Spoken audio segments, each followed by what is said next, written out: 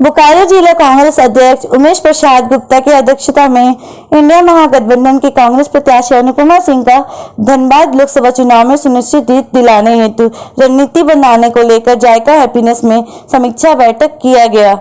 इस बैठक में मुख्य रूप से अखिल भारतीय कांग्रेस कमेटी के महासचिव सह झारखंड प्रदेश कांग्रेस के प्रभारी गुलाम अहमद मीर साहब एवं झारखंड प्रदेश कांग्रेस कमेटी के सम्मानित अध्यक्ष राजेश ठाकुर उपस्थित रहे। मौके पर झारखंड प्रदेश प्रभारी ने बैठक को संबोधित करते हुए कहा कि इस बार पूरा देश तानाशाही ताकतों के खिलाफ जनता लड़ रही है। यह जनता जनार्दन वक्त आने पर तानाशाही ताकतों का तख्ता भी पलट देती है। आपको हक अधिकार की आवाज के लिए धनबाद लोकसभा कांग्रेस प्रत्याशी अनुपमा सिंह की जीत सुनिश्चित हेतु बोकारो जिला कांग्रेस कमेटी के पदाधिकारीगण, वरिष्ठ कांग्रेस जनों, प्रदेश डेलीगेट, प्रदेश कांग्रेस के पदाधिकारीगण, जिला कमेटी के पदाधिकारीगण, सभी मंच मोर्चा के जिला अध्यक्षों एवं सभी प्रखंड नगर कांग्रेस अध्यक्षों सहित कार्यकर्ताओं को चुनाव को लेकर आवश्यक दिशा निर्देश दिया गया। हमें तो पूरे देश से जो खबर भी है, जो उम्मीद भी है और जो हकीकत भी है कि आज 2024 के चुनाव में पूरे देश ने ये फैसला ले लिया है कि 4 जून 24 के बाद में देश में बदलाव आएगा, नई सरकार बनेगी, वो इंडिया गठबंधन की बनेगी और उसी डायरेक्शन में रुझान भी है जो ऑलरेडी चुनाव फेजेस हो चुका है।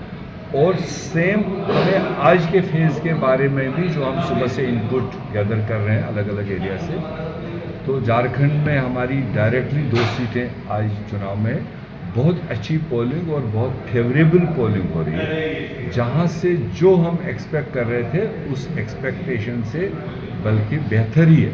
अभी कोई भी किसी किस्म की नेगेटिव न्यूज़ नहीं है हमारे। आने वाले 2 फेज़ हैं 25 और 1 तारीख को, उसमें जो हमारी सीटें आ रही है धनबाद हो या रांची, ये धनबाद आप खुद ब खुद देख रहे हैं कि काफ़ी बेहतर पोजीशन, बल्कि मैं तो समझ रहा हूँ कि धनबाद सीट पर अवाम चुनाव लड़े, कैंडिडेट ज़रूर देते हैं, इंडिया गठबंधन ने भी दिया है, उसकी अपनी एफिशिएंसी, उसकी अपनी कैपेबिलिटी, बट उससे ज़्यादा 90% धनबाद लोकसभा कॉन्स्टिट्यूंसी के लोग चुनाव है, जिन तक कैंडिडेट पहुंच रहा हो या पार्टी पहुंच रही हो नहीं पहुंच रही हो, मगर उसके हट के भी एक नेचुरल स्पिरिट के साथ में धनबाद लोकसभा में एक पॉजिटिव करंट है। आपने देश की अभी बात की कि भाई बदलाव 4 जून को हो जाए, क्या प्राइम मिनिस्टर कैंडिडेट कौन होगा?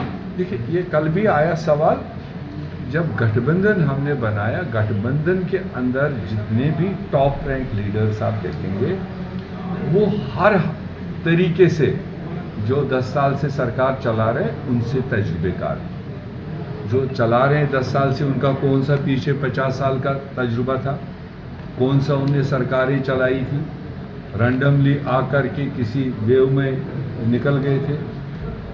यहाँ पर सारे एक्सपीरियंसेड और हर तरीके के लीडर हमारे पास अवेलेबल है, हमारे लिए कोई दिक्कत नहीं होगी।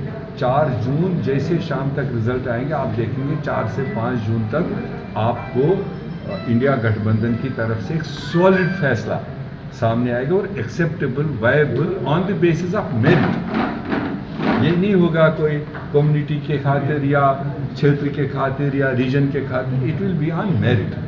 जो देश को समझ रहा हो, समझा हो, देश की जनता की तकलीफ को समझा हो और उसको डिलीवर कर सके, जिनके नाम पर देश इस वक्त ट्रांसफॉर्मेशन चाह रहा है, गारंटीज़ हमारी जहाँ से डेवलप हुई है और इन गारंटीज़ को इस वक्त लोग हाईएस्ट लेवल पर एक्सेप्ट भी कर रहे हैं और ट्रस्ट भी कर रहे हैं।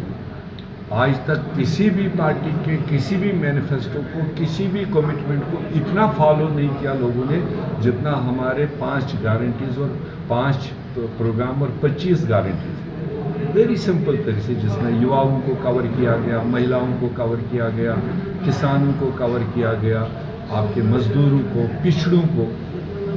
बहुत बड़ी चीज़ है। अभी पश्चिम बंगाल में ममता दीदी से आपका कोलिशन नहीं है, लेकिन झारखंड के पोस्टर पर ममता दीदी को आप लोग ले आए।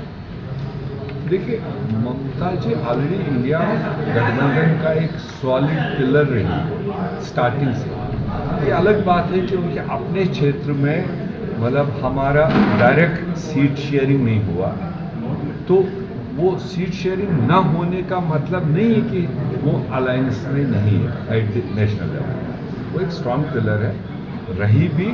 कल भी रिजल्ट के बाद आप देखेंगे कि उसका एक अहम भूमिका कि कोर्ट में चली गई चीज़ें, जिसके पास जो है, किस नज़रिए हैं, पॉलिटिकली मोटिवेटेड है या क्रिमिनल केसेस है या क्या है, वो जनता के सामने डाटा जा चुका है। मेरे ख्याल से जनता बेस्ट कोर्ट है to give the decision on 25th। उसका भी एक बार लेकिन देख लेना चाहिए कि वो कौन सा सेक्शन है जो लगा।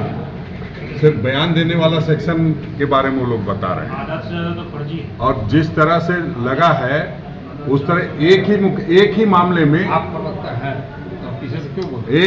एक ही मामले में 5 जगह मुकदमा किया हुआ है। एक मामले में 5 जगह मुकदमा हुआ, इसे जोड़िएगा तो कुछ भी नहीं है उनका। और जिनका कह रहे हैं उसका बाबूलाल मरांडी जी ऐड दिए हैं, हम तो जो कह रहे हैं, जो उन्होंने एडवर्टीजमेंट दिया है उसमें हमने कहा है कि दर्जनों का मुकदमे हैं। उन्होंने एडवर्टीज किया है, पैसा दे करके एडवर्टीजमेंट छपाया है बाबूलाल मरांडी जी ने और उम्मीदवार ने खुद ने। तो उसमें हम क्या कर सकते हैं? जो छपाया वो बता रहे हैं आप लोगों को, आप लोगों की सुविधा के लिए। धन्यवाद।